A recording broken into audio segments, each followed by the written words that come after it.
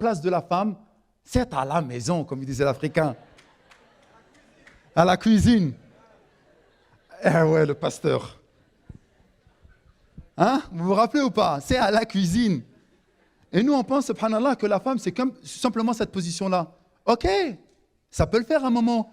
Mais vous étiez bien content, mashallah, tabarakallah, de voir qu'elle était bien diplômée, qu'elle était opérationnelle, qu'elle s'occupait bien de vous de faire des plats. Mais imaginez à un moment ou à un autre que votre femme, elle accepte cette position-là. 5 ans, elle évolue. 10 ans, elle évolue. Elle se dit, mais subhanallah, bac plus 5, bac plus 6, bac plus 7. Elle s'est occupée de vous. Elle s'est occupée des enfants. Et qu'est-ce qu'elle a envie de faire? Elle a envie également d'avoir une place dans la société. Elle se dit, je n'ai pas fait toutes mes études pour rien. Donc les frères, pour ne pas avoir un lendemain, un réveil difficile, prenez bien conscience que les femmes avec qui vous allez vous marier, parfois, elles ne vont pas simplement être exclusives à vous, mais qu'elles ont une partie d'elles qui pense également à leur bien-être. Lorsque ta femme elle est à la cuisine et que toi tu es vautré sur le canapé, en train de regarder Netflix ou un match de foot de Ligue des Champions, et qu'elle elle te ramène un plat, elle s'est pris la tête, elle vient de faire 1h30 dans la cuisine.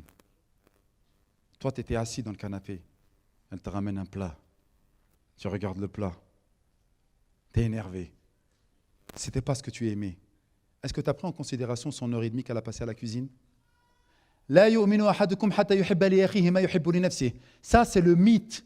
Le mythe de quoi? De penser que, mashallah, tabarakallah, la femme, elle doit simplement rester à la cuisine et rien faire. Mais wallah, je suis obligé d'en parler, ça. Parce que ça, c'est un destructeur de couple également. Rasulallah, sallallahu alayhi wa sallam, lorsqu'on avait posé la question à Aïcha, qu'est-ce qu'il faisait à la maison? Il disait, il s'occupait des affaires de la maison.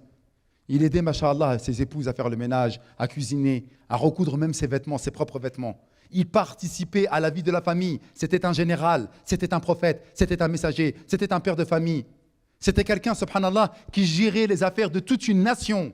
Et lorsqu'il rentrait à la maison, il était au service de sa femme, de ses épouses. Toi, tu es vautré dans le canapé. Après, lorsqu'elle te ramène à manger, tu n'es pas content. Mais si tu étais véritablement sincère, qu'est-ce que tu fais? Tu te lèves avec elle et tu cuisines avec elle. Imagine, mashallah, la scène.